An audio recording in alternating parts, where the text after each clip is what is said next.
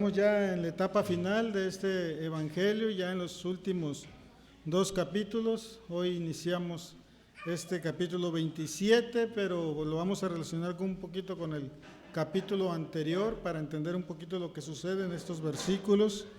Sabemos que es la última semana del Señor Jesucristo, de hecho es el último día antes de estar sobre una cruz dando su vida por nosotros.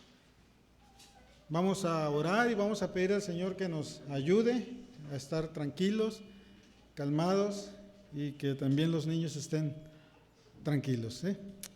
Vamos a orar. Padre Celestial, te alabamos en este día, te damos gracias por tu misericordia, tu fidelidad, Padre. Gracias por la paciencia que nos tienes, Señor, que a pesar de que somos pecadores, tú eres fiel y justo para perdonar nuestros pecados y limpiarnos de toda maldad, Padre. Gracias por ese amor incomparable, Señor, que nos muestras cada día, Señor, porque podemos ver cada mañana, Señor, tu misericordia sobre nuestras vidas, que se renueva cada día, Señor.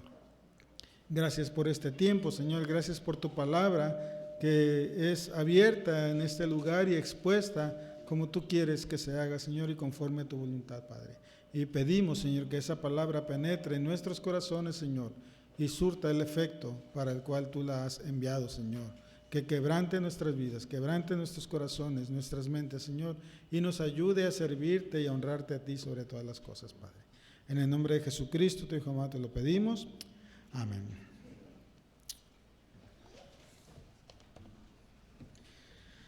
Bien, entramos entonces al capítulo 27 de Mateo, después de algunos meses, años, que se está compartiendo este evangelio. Llegamos ya a la etapa final. En este día vamos a observar o analizar un poquito lo que es el juicio que el Señor está presenciando sobre su persona. Por eso el título de este día es un juicio formalmente injusto, o como diríamos en otras palabras, usando palabras más entendibles, veríamos en este juicio la injusticia humana, en una justicia, o la justicia de la injusticia humana sobre un hombre inocente, un hombre que no tiene culpa, que no es culpable, sin embargo acepta el juicio, acepta las consecuencias que vienen y lo hace por amor a nosotros, ¿sí? Como un grupo de personas que deberían estar enseñando la palabra, de hecho enseñaban la palabra a su manera, pero hacían otras cosas. Y como el Señor Jesucristo expresó una vez, hagan lo que ellos les dicen, pero no hagan lo que ellos hacen, ¿sí? Muchas veces encontramos personas que pueden enseñar la palabra de una manera correcta, y de hecho entre esos puedo estar yo también enseñando la palabra, pero muchas veces no viviéndola. Y ese es un error muy grande que el Señor no tolera. Y es lo que está pasando con este grupo de personas que están enjuiciando al Señor Jesucristo. En Mateo capítulo 27, versículo 1 y 2, entonces se describe aquí en esto lo que es la comparecencia de Jesucristo ante el más alto tribunal de Israel. Jesús está compareciendo ante el más alto tribunal de Israel, un tribunal de justicia que fue puesto desde el Antiguo Testamento, cuando Dios habla a Moisés y le dice: reúne 7 varones, ancianos, sabios, para poder juzgar y dirigir las riendas del pueblo de Israel.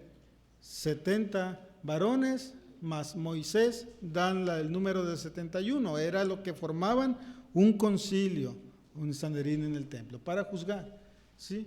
Y el propósito de que hubiera 7 varones es que los juicios fueran imparciales, con oportunidades de defensa y también de la parte acusadora, un juicio legal, un juicio formal. Pero como vamos a ver en el caso del Señor Jesucristo, no es un juicio formal, es un juicio legal, pero informal. Por eso el título, un juicio formalmente injusto. Mateo 27 describe entonces la comparecencia de Jesucristo ante el más alto tribunal de justicia de Israel. Dice versículo número 1: venida la mañana, todos los principales sacerdotes y los ancianos del pueblo entraron en consejo contra Jesús para entregarle a muerte. Vemos el propósito aquí: entregar a muerte al Señor Jesucristo. Sabemos lo que ocurrió anteriormente en el capítulo 26 y vamos a hacer un breve repaso cómo es que llegamos a este punto del capítulo 27. ¿Sí? Durante la noche se produce lo que el Señor anteriormente había anunciado en el Evangelio de Mateo. Recordemos que el Señor Jesucristo anunció en 3 ocasiones su muerte, y en los 3 anuncios fue dando pautas de lo que iba a ir ocurriendo. Para no analizar los tres anuncios del Señor, vamos a ver una, la de Mateo 20, versículo 18.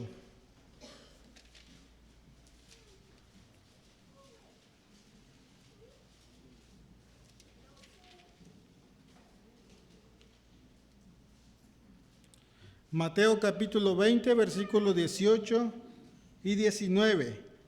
Dice: he aquí subimos a Jerusalén. Esto es ya el tercer anuncio de su muerte. He aquí subimos a Jerusalén, y el Hijo del Hombre será entregado. Aquí vemos la primera noticia que el Señor da acerca de su persona. El Hijo del Hombre va a ser entregado. La idea de ser entregado es que va a ser traicionado. Alguien lo traiciona y lo entrega. Lo vimos en el capítulo 26. Creo que el hermano Luis compartió ese pasaje. Cuando Judas decide entregar al Señor Jesucristo, esto es ya el capítulo 26, versículo 14, dice: entonces uno de los doce que se llamaba Judas Iscariote fue a los principales sacerdotes y les dijo: ¿qué me queréis dar?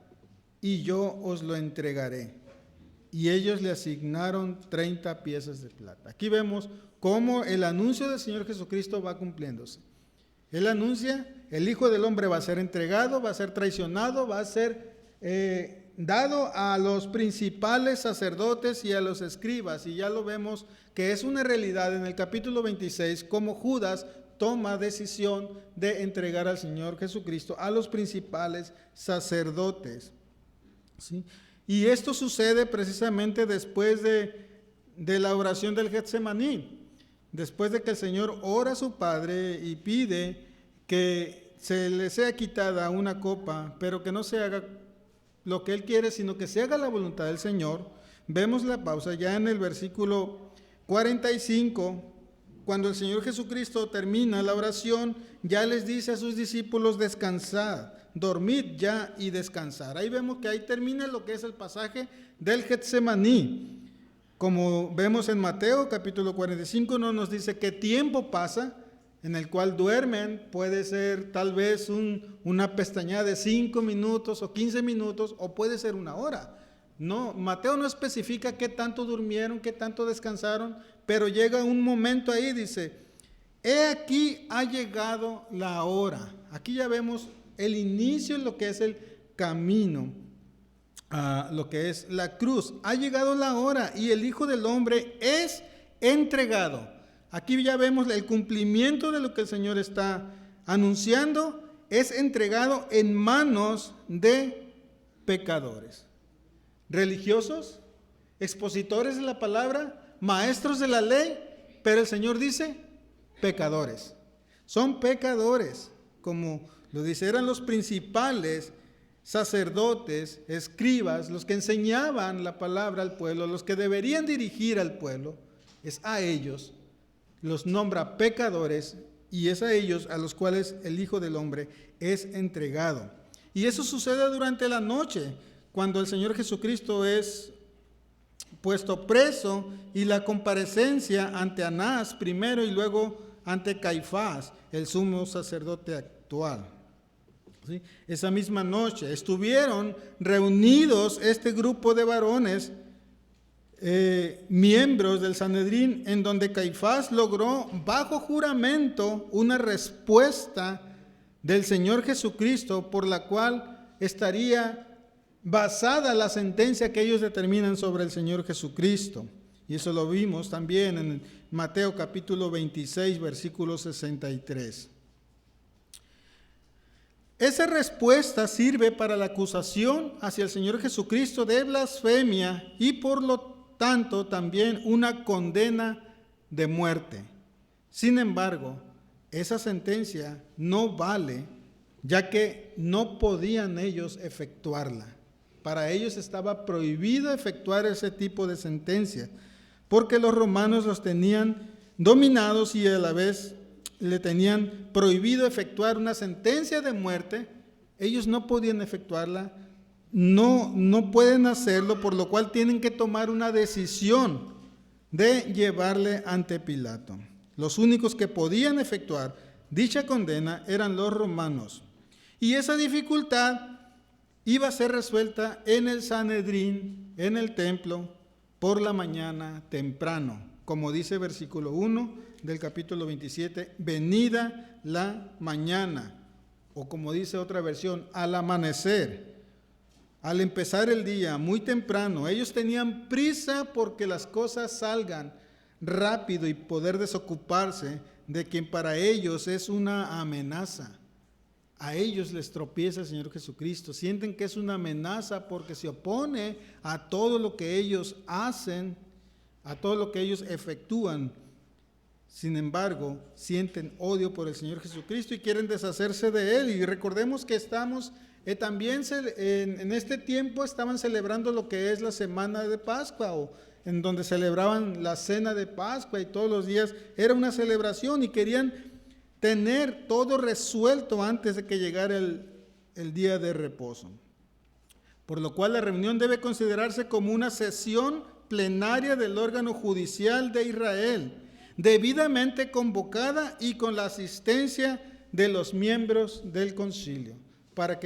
Para poder hacer formal la sentencia, ocupaban que los 70 miembros del concilio estuvieran presentes, tomaran la decisión, hicieran el acta de sentencia y poder presentar ya la evidencia, la prueba que acusaban al Señor Jesucristo ante Pilato. Ocupaban todo eso. Por eso Marcos dice en el capítulo 15, versículo 1, que fue muy de mañana lo que trataron de hacer. Recordemos que lo detienen en la noche, juzgan en la noche, toman sentencia en la noche, pero era un juicio informal. No era válido, porque no estaba reglamentado, no estaba bajo las reglas que la Escritura lo anuncia, por lo cual querían legalizar esa situación. Lucas capítulo 22, versículo 66, vemos entonces que el Señor es traído hacia el concilio. Capítulo 22, versículo 66 dice: cuando era de día, se juntaron los ancianos del pueblo, los principales sacerdotes y los escribas, y le trajeron al concilio. ¿Dónde fue preso? En el Monte de los Olivos, llevado a la casa de Anás, y probablemente ahí mismo también vivía Caifás. Ahí fue juzgado, tomaron decisiones, pero no era legal. Tenían que ir al concilio. Por eso Lucas amplía el pasaje, dice: le trajeron al concilio para ser juzgado. La decisión de condenarle ya había sido tomada, pero debería ser establecida conforme a la ley, con todo el Sanedrín reunido y por el día. Una sentencia de muerte efectuada o hecha durante la noche no era válida, tenía que ser de día. Por eso la reunión era necesaria también para poder acusar de manera conjunta a Jesús ante el gobernador romano, que era el único que podía ejecutar la pena de muerte. Por lo tanto, vamos a analizar un poco lo que es el juicio de Jesús, y lo vamos a ver en tres etapas. Y primero, para analizarlo bien, vamos a ver la primera etapa. Primero sucede lo que es una audiencia. Todo juicio En la actualidad pienso que debe ser igual. Para llegar a juicio tiene que haber una audiencia primero. Y le he puesto la audiencia preliminar de Jesús ante Anás. Y eso lo vamos a ver en el capítulo 18 del Evangelio de Juan.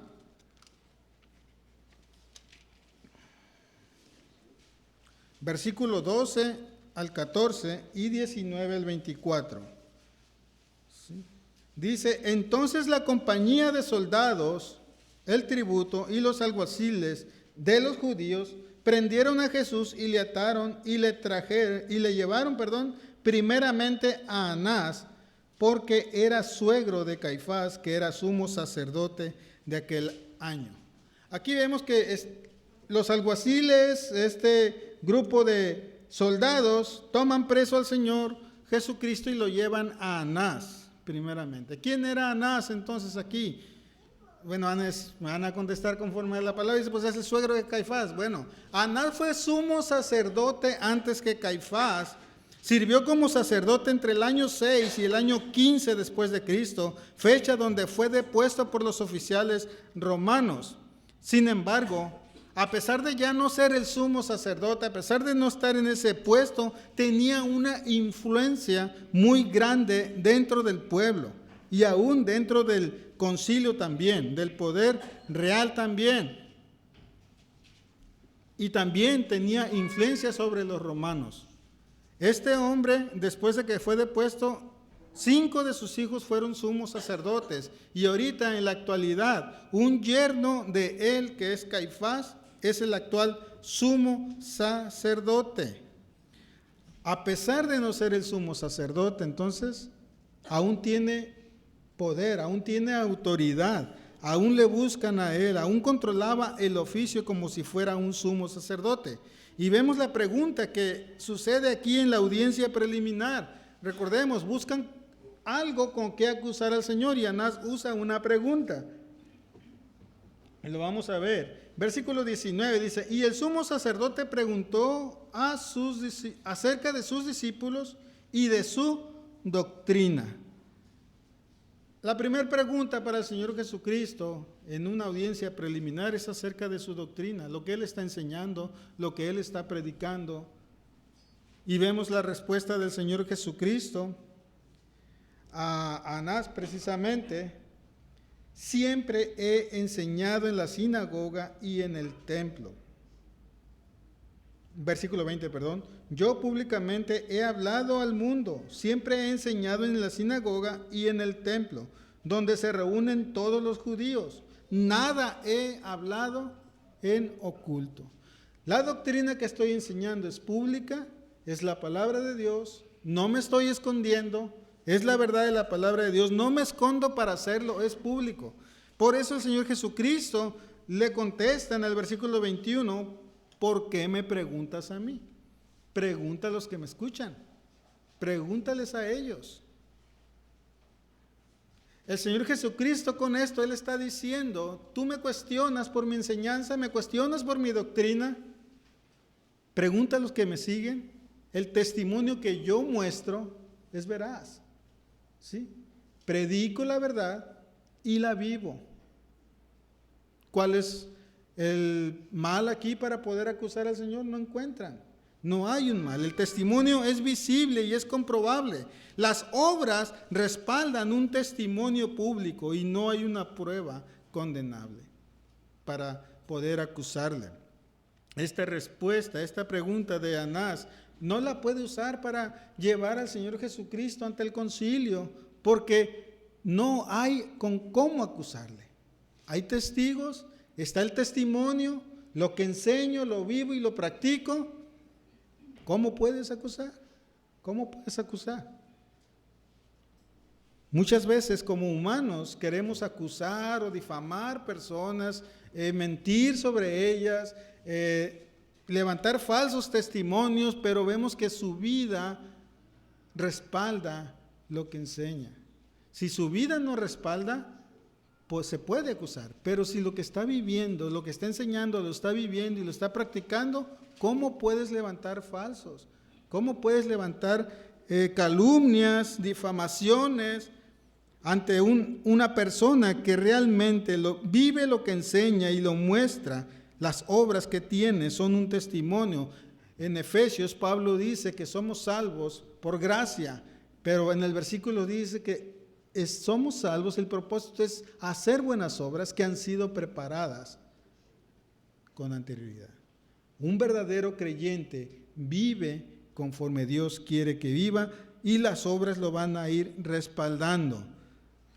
Por eso, la pregunta de Anás sobre la doctrina del Señor Jesucristo no es válida para poder condenar, no es válida tampoco para poder llevarle al concilio, por lo tanto, no procede. Es una audiencia preliminar. Anás no puede sacar algo para acusar ni condenar y lo manda a Caifás. Y es lo que vemos en Mateo 26, versículo 57.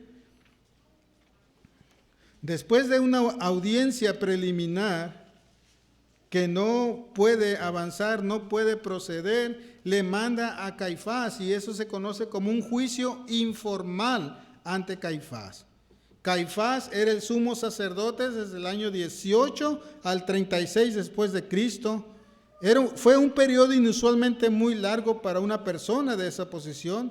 Se sugiere que tuvo una relación cercana tanto con Roma como con la dinastía herodiana. Por eso duró tanto en ese puesto. Controlaba el templo y no dudó en obtener un beneficio personal del mismo templo como un comercio que tenía lugar en él. ¿Se acuerdan? Anteriormente en el Evangelio de Mateo, en el capítulo 20 creo, cuando el Señor entra al templo y purifica el templo. ¿Por qué? Porque había corrupción dentro del templo. Estaban vendiendo animales para el sacrificio. Había un grupo de personas que se conocían como cambistas, los cuales cambiaban la moneda extranjeras por moneda actual para poder ofrecer las ofrendas. Obviamente, como sumo sacerdote, Caifás obtenía ganancias de ahí. El Señor Jesucristo viene, limpia, purifica el templo, tira las mesas y dice que su casa es casa de oración, es para orar, no para hacer negocio. Por eso Caifás empieza a incrementar el odio que siente por el Señor Jesucristo porque ve que su negocio se está yendo de sus manos. Hay un juicio informal y vemos la pregunta entonces que Caifás viene a realizar al Señor Jesucristo. Mateo amplía el pasaje un poquito diciendo que hubo muchos falsos testimonios. No menciona la cantidad de falsos testimonios ni de qué manera esos falsos testimonios vinieron al Señor. Solamente recalca 2. Y eso lo vemos en el versículo... ya me perdí. 61, Mateo 26, 61. ¿Sí? Si vemos desde el versículo 59, dice: los principales sacerdotes, los ancianos y todo el concilio buscaban falso testimonio contra Jesús para entregarle a muerte. Y dice el versículo 60, y no lo hallaron. No habla qué cantidad, no habla cuánta persona, muchos falsos testimonios para encontrar algo en contra del Señor Jesucristo, no lo hallaron. Pero ahí mismo en el versículo 61, dice, 60 al final, dice, pero al fin vinieron 2 testigos falsos. ¿Sí? Al fin, que dijeron, este dijo, puedo derribar el templo de Dios y en 3 días reedificarlo. Esa pregunta, ese testimonio de estos 2 falsos testigos es falsa, no es lo que realmente el Señor Jesucristo dijo, pero es lo que Caifás usa, ya que empieza a nombrar a Dios y empieza a decir que el templo de Dios lo destruye y en 3 días lo reedifica. De ahí, basándose en ese testimonio de estos hombres, es que Caifás encuentra una pregunta condenatoria después de tantas falsas acusaciones en contra de Jesús. ¿Sí? Y vemos la pregunta ya en el versículo 61. Dice, el sumo sacerdote le dijo, ¿no respondes nada? ¿Qué testifican estos contra ti? Mas Jesús callaba.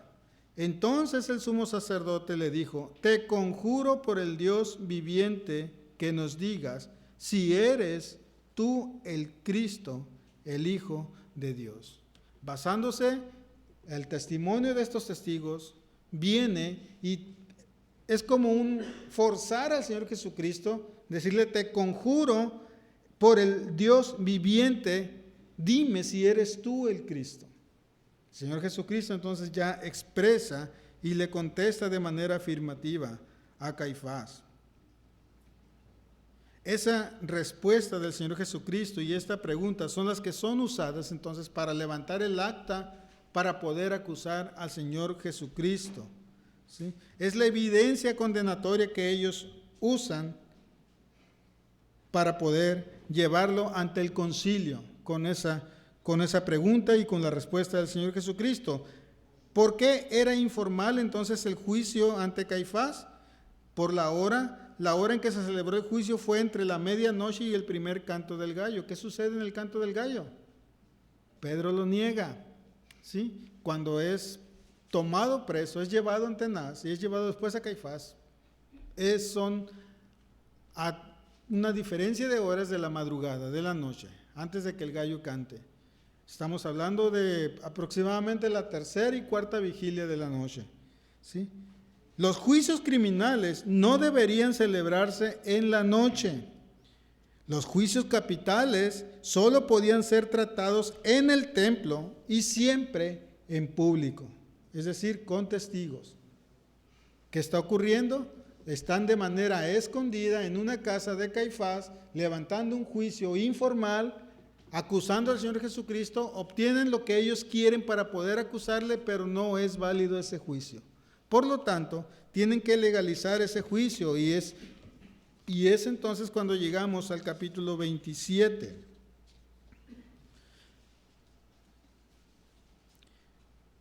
La audiencia tiene que legalizarse, tiene que formalizar la sentencia y es lo que estamos llegando al capítulo 27, versículo 1, que dice: venida la mañana, todos los principales sacerdotes y los ancianos del pueblo entraron en consejo contra Jesús para entregarle a muerte. Aquí ya estamos entonces en lo que es el juicio formal ante el Sanedrín, ante el concilio. Según el Evangelio de Lucas, el Señor fue llevado ante el tribunal en donde le formularon la misma pregunta que Caifás le había hecho en su casa. La pregunta que Caifás hizo en Mateo capítulo 26, esa pregunta es la que el concilio también le va a hacer. Y vamos a Lucas capítulo 22, versículo 67.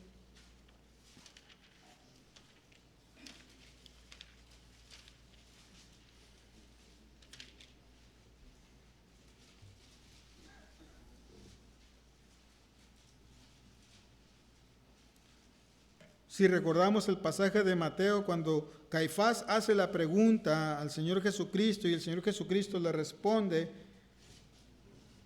llega a la conclusión Caifás en el versículo 65 diciendo: ha blasfemado, ¿qué más necesidad de testigo tenemos?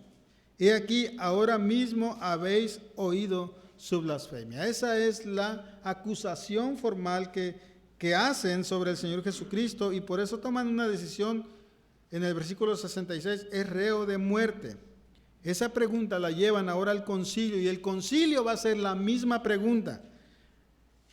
Lucas capítulo 22, versículo 67, desde el 66 dice: cuando era de día, se juntaron los ancianos del pueblo, los principales sacerdotes y los escribas, y le trajeron al concilio, diciendo, ahora es el concilio quien interroga, pero van directo a la pregunta. Ya no hay testigos falsos, ya no hay testimonios, ya no ocupan todo lo demás, porque lo que quieren ya está. Esa confesión del Señor Jesucristo. Y ve, versículo 67 dice: ¿eres tú el Cristo? Dínoslo. Ahí está la pregunta, una vez más. ¿Eres tú el Cristo? Hacen la pregunta que Caifás ha hecho. Y el Señor Jesucristo ahora Él les va a responder. y les va a acusar al concilio de manera general de incredulidad y también de la incapacidad que le dan de poder defenderse. ¿Sí? Si el Señor Jesucristo responde que es el Mesías, sería condenado por blasfemo. Esa es la acusación que ellos quieren. Pero también lo sería si Él también les pregunta a ellos con el propósito de que reconozcan la verdad, basándose en las Escrituras. Si Él quiere dialogar con ellos para que ellos lleguen al punto de reconocer la verdad, reconocer que están pecando, reconocer que están fallando, de todas maneras el Señor Jesucristo le dice, no me van a contestar. Eso es lo que le dice en el versículo 67. Dice, y les dijo, si os le dijere, no me van a creer. O sea, si te contesto, no me vas a creer. Y luego dice versículo 68, y también si os preguntare, no me responderéis, ni me van a soltar. ¿Por qué? Porque la decisión en su corazón, por la ceguera de su pecado, ya está tomada. Quieren destruirle, quieren matarle. Si el Señor Jesucristo quiere defenderse y quiere hacerles entender con la verdad, sus ojos, su mente y su corazón están ciegos. No me van a creer, dice. Por eso el Señor Jesucristo les contesta y les dice, si os le dijere, no me crees. ¿Sí? Y si me respondieres, tampoco me responderéis, dice, ni me soltaréis. Dándole idea, si yo les pregunto a ustedes, tampoco me van a responder. Y eso ya el Señor ya lo tenía en experiencia en su persona. Anteriormente el Señor fue cuestionado también por una autoridad y el Señor también les hizo una pregunta, yo también les haré una pregunta y no le respondieron. De la misma manera, aquí en este pasaje vemos que el Señor les aclara y dice, si yo les pregunto para conocer la verdad, no me van a responder. Seguirán ciegos en su pecado, seguirán viviendo y reflejando lo que hay en su corazón. La respuesta de Jesús entonces sirve nuevamente a los propósitos impíos para ratificar la acusación de blasfemia y condenarle a muerte. Faltaba solicitar a la autoridad romana entonces la confirmación de esa sentencia y que la autoridad romana pueda efectuar la condena. Por lo cual esta sesión fue corta o breve, ya que la sentencia había sido de común acuerdo y ya estaba decidida. ¿Desde cuándo? Desde la madrugada, ya estaba decidida, ya saben lo que tienen, lo que querían. Sin embargo, a pesar de que eran 70 varones que estaban representando lo que es el concilio, hubo cuando menos uno que se opuso, uno que no estuvo de acuerdo en eso. Y si ahondamos un poquito, probablemente serían 2 y agregamos también a Nicodemo. Si Nicodemo formaba parte del concilio, podemos entonces llegar a la conclusión de que 2 no estuvieron de acuerdo. Y me refiero precisamente a José de Arimatea. José de Arimatea, en el capítulo 23, versículo 50, dice, había un varón llamado José de Arimatea, ciudad de Judea, el cual era miembro de, ¿qué dice? Del concilio, varón bueno y justo, que también esperaba el reino de Dios. Y vean lo que dice, y no había consentido en el acuerdo ni en los hechos de ellos. Pero para efectuar un juicio, para efectuar una reunión, se ocupa cuando menos, yo creo, el 50% más uno. Él era solo contra 70 personas, incluyendo al sumo sacerdote. ¿Sí? La sesión fue corta, ya tenían la pregunta, ya tenían el resultado, la respuesta también. Solo ocupaba que el Señor vuelva a dar la misma respuesta que le da Caifás en el concilio y decir, es legal la sentencia. Vamos ahora a pasarle a la autoridad romana y llegamos entonces a Mateo capítulo 27 versículo 2. Ya que tienen la respuesta, ya que tienen tal vez el acta constitutiva para poder llevar ya la prueba escrita o hecha ante la autoridad romana, dice, y le llevaron atado y le entregaron a Poncio Pilato el gobernador. El gobernador actual, entonces, como dice Mateo, es Poncio Pilato, era el procurador de la provincia de Judea.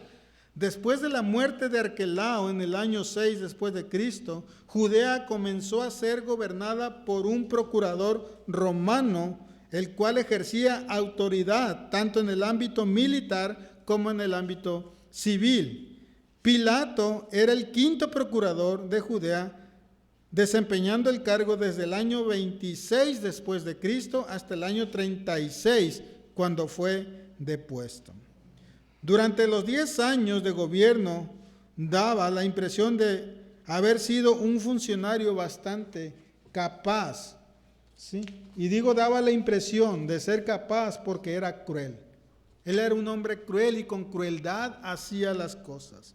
El historiador Josefo lo acusa de crueldad, de injusticia y de maltrato, pero esta representación de los gobernadores romanos era algo habitual desde una perspectiva judía. Los judíos, cualquier gobierno que viniera a gobernarles, era cruel. No aceptaban un gobierno extranjero, en este caso gentil, ¿sí? Pero la Escritura nos habla también de Pilato, y vamos a ver los dos puntos que nos habla la Escritura acerca de Pilato. Y primer punto lo vemos en Juan capítulo 19, versículo 10, en el cual nos dice que nos muestra que era un hombre bastante orgulloso de su posición política y social. Y precisamente es en el interrogatorio con el Señor Jesucristo. Juan capítulo 19, versículo 10, dice: entonces le dijo Pilato: ¿a mí no me hablas? ¿No sabes que tengo autoridad para crucificarte y que tengo autoridad para soltarte? ¿Qué está demostrando Pilato? Un orgullo de su posición. Un orgullo de su posición. ¿No sabes que yo tengo el poder para condenarte y crucificarte y también tengo poder para soltarte? Eso muestra el carácter de Poncio Pilato de ser un hombre orgulloso de su posición política y de su posición social. Lucas capítulo 13, versículo 1, vemos el otro aspecto de Poncio Pilato, que lo cataloga como un hombre enérgico hasta el extremo de llegar a la crueldad.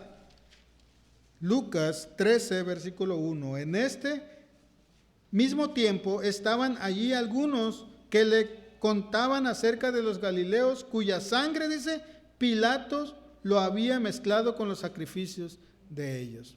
Aquí vemos otro pasaje que nos muestra un poco más de Pilato. Su crueldad, la crueldad con la cual actuaba, su carácter enérgico y cruel sobre el ser humano a los cuales él gobernaba. Entonces, dos aspectos que nos muestran cómo es Pilato. Un hombre orgulloso de su posición y un hombre bastante cruel. Es a este hombre Jesús es llevado a Poncio Pilato para que él dicte una sentencia definitiva. Vamos a analizar ahora esa sentencia. Bueno, no voy a analizar el juicio, eso lo veremos más adelante, pero veremos el pasaje paralelo a este pasaje de Mateo 27 y vamos a encontrar un punto más acerca de los religiosos de este tiempo. ¿Sí? Juan capítulo 18, versículo 28.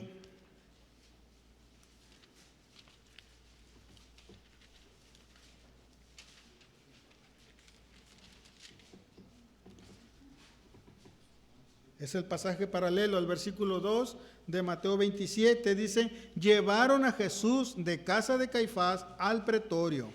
Era de mañana. Pero vean lo que dice ahora de los judíos. Y ellos, dice, no entraron en el pretorio para no contaminarse y así poder comer la Pascua. ¿Qué vimos en el pasaje de Mateo, en el capítulo 26, de actitudes de estos hombres? Eran hipócritas, religiosos hipócritas, levantando falsos testimonios, confabulando contra el Señor Jesucristo para poder obtener de Él algo que sea beneficioso para ellos, para poder acusarle.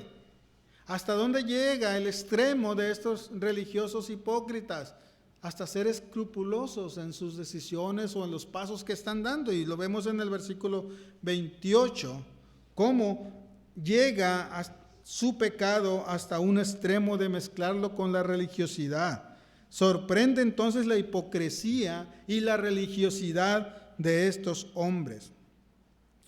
Juan se está refiriendo a comer la Pascua de manera general, a una festividad de 7 días en las cuales celebraban la Pascua.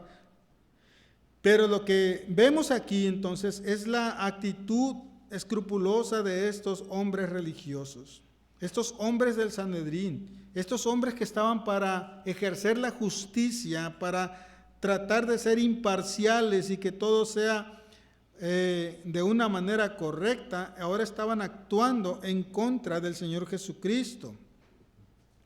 La prioridad para ellos en su corazón y en su mente y en sus actitudes no era estar bien con Dios celebrando una cena pascual. La prioridad para ellos era eliminar al Señor Jesucristo, matar al Señor Jesucristo. No solamente es maltratarle o encerrarle, sino que el propósito real en su corazón es matarle. Por eso están ante Pilato, porque quieren que el Señor Jesucristo sea muerto.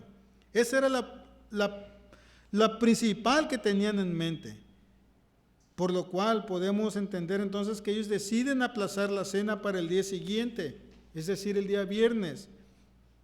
Y tal vez al día siguiente por la tarde, después de que el Señor Jesucristo sea muerto. ¿Sí? El jueves en la noche estaban tan ocupados esperando a Judas que iba a venir a entregarles al Señor Jesucristo. Parte de los principales sacerdotes y miembros del Sanedrín, incluido también Anás y el sumo sacerdote Caifás, probablemente estaban preparando o analizando qué preguntas, qué estrategia usar para encontrar algo contra el Señor Jesucristo. Fue más importante estar atacando, estar confabulando, estar mintiendo, que estar preparando su corazón para participar de una cena pascual. Estaban enfocados en analizar cada detalle, cada paso que dan para poder encontrar algo real. Pospusieron entonces la cena pascual para el día siguiente, por lo cual, como dice el Evangelio de Juan, toman decisiones. Vean la hipocresía y la religiosidad de ellos. Tomando decisiones de matar, tomando decisiones de que el Señor Jesucristo sea muerto, pero ellos deciden, aquí en el versículo 28, no contaminarse. O sea, no quieren contaminarse, están planeando un asesinato, están planeando una muerte, pero dice, pero no puedo entrar en tu casa porque no me quiero contaminar, yo quiero participar de la cena, quiero estar bien con Dios. Vean la hipocresía. Muchas veces estamos actuando de la misma manera que los fariseos. Estamos atacando a nuestro hermano, a nuestro prójimo con mentiras, con difamaciones, hablando de él, difamándole, pero nos presentamos cada primer domingo de la semana y queremos participar de la cena del Señor. ¿Cómo? No podemos hacerlo. Es hipocresía, es una religiosidad. No estamos viviendo realmente un cristianismo correcto. Y me cuento de la misma manera, porque podemos estar exponiendo la palabra y sí puede estar aquí al frente un orador que te enseñe la palabra tan clara que la puedes entender, pero observa su vida, observa su testimonio y es todo lo contrario. Damos otra cara y no es correcto. Es una hipocresía y una religiosidad. Estos hombres en su manera de interpretar no querían contaminarse al entrar en una casa gentil porque querían participar de la cena. Sin embargo, en su corazón y en su mente están planeando un asesinato y quieren que ese asesinato sea hecho. Ellos eran perversos, tenían temor de contaminarse y no poder comer la Pascua, pero ignoraban la podredumbre de su alma manchada buscando la muerte de un inocente. Ignoraban la podredumbre que hay dentro de su alma, de su corazón. ¿Sí? Gálatas 6:1 dice que si un hermano cae en pecado, ¿qué vamos a hacer? Restaurarle, restaurar al hermano, restaurar su condición, que vuelva al redil. Pero a veces actuamos de manera contraria, actuamos de manera farisea, y en vez de restaurar, en vez de reanimar al hermano, lo estamos acusando. ¿Y qué dijo el Señor Jesucristo? Cuando hablamos más de un hermano, es como si le estuviéramos matando. Es un asesinato. No solamente el matar es un acto físico, sino va más allá. Solamente con decirle fato al hermano, dice, es un asesinato. Y muchas veces actuamos de esa manera. Los fariseos eran unos sepulcros blanqueados que estaban manifestando con su actitud que la contaminación ritual, o sea, lo ceremonial, el practicar la cena pascual era más importante que la contaminación que tenían por dentro. O sea, la apariencia vale más que la realidad. Aparentar no es más importante que la realidad. La realidad muestra quién eres realmente. Tu manera de vivir muestra quién eres realmente. Les compartí a los varones el lunes. ¿Quieres conocer cómo es un hermano realmente? Visita su casa.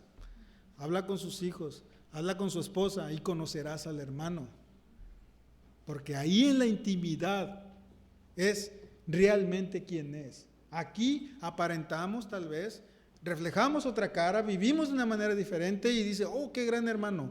Conócelo, visita su casa, conversa con su familia, con sus hijos y le conocerás más profundamente. Este grupo de hombres estaban enfocados entonces en su apariencia, en algo ritual, en algo ceremonial, pero su corazón, su condición estaba totalmente fuera de sí. En Mateo capítulo 23, versículo 25, el Señor, al expresar los ayes sobre los fariseos, viene este aye en el capítulo 25, en el versículo 25, dice, ay de vosotros, escribas y fariseos, hipócritas, porque limpiáis lo de afuera del vaso y del plato, pero por dentro estáis llenos de robo y de injusticia. Sí, versículo 27, ay de vosotros, escribas y fariseos hipócritas, porque sois semejantes a sepulcros blanqueados, que por fuera a la verdad se muestran hermosos, mas por dentro están llenos de huesos de muertos y de toda inmundicia. La apariencia. Muestras lo que está arreglado, lo que está bien bañado, bien cambiado y wow. Pero lo de adentro es lo que contamina. Es donde está la inmundicia. Es donde está el pecado realmente en nuestro corazón. Una vez que Jesús fue crucificado, a pesar del espantoso crimen que iban a cometer ellos, podían ir a comer de la Pascua, podían ir a cenar tranquilamente, dizque con conciencia tranquila y estar celebrando una ceremonia pascual. Sin duda, lo que ya habían comido era el juicio de Dios para sus vidas. El Señor estaba actuando en contra de ellos. Cambiemos nuestras actitudes, hermanos. Vivamos para glorificar al Señor, no para glorificar a los hombres. Seamos íntegros en toda nuestra manera de vivir y de actuar. Efesios capítulo 4, versículos 31 y 32, y vamos a terminar con este versículo, viendo las dos actitudes que tenemos o que podemos llegar a tener también. Vemos la exhortación de Pablo en este versículo 31. Dejad actitudes negativas que destruyen. Dejad actitudes negativas que destruyen. Efesios 4:31 dice, quítense de vosotros toda amargura, enojo, ira, gritería y maledicencia y toda malicia. En esas palabras está también la mentira, el falso testimonio, la confabulación, el hablar del prójimo, el hablar del hermano. No lo hagas, quítalo de ti. Eso no edifica, eso destruye, eso contamina. Son actitudes negativas que destruyen. Sin embargo, vean la exhortación en el versículo 32, hacer las actitudes positivas que edifican. Versículo 32, antes sed benignos unos con otros, misericordiosos, perdonándoos unos a otros, como Dios también os perdonó a vosotros en Cristo. Quita actitudes negativas, haced actitudes positivas que edifican, que construyen, que unen. Y entonces, haciendo esas cosas, podrás decir, tengo una iglesia unida, una iglesia que edifica, una iglesia que construye. Amén. Vamos a orar. Padre Celestial, Señor, te damos gracias por tu misericordia, por tu amor, tu fidelidad, Señor, y tu paciencia. Te pedimos perdón, Señor, por nuestro pecado, por nuestras actitudes, por todos nuestros malos pensamientos, malas palabras, Señor, todo lo que no edifica, no construye, al contrario, separa, destruye, Señor, y pedimos, Señor, que nos des la capacidad necesaria para poder hacer entonces nuestras actitudes positivas para construir, para edificar y para unir, Señor. Te pedimos, Señor, que tú obres a través de tu Espíritu Santo en nuestras vidas y nos ayudes a vivir para tu gloria, Señor, y que tu gloria sea siempre exaltada sobre todas las cosas. En el precioso nombre del Señor Jesucristo te pedimos. Amén.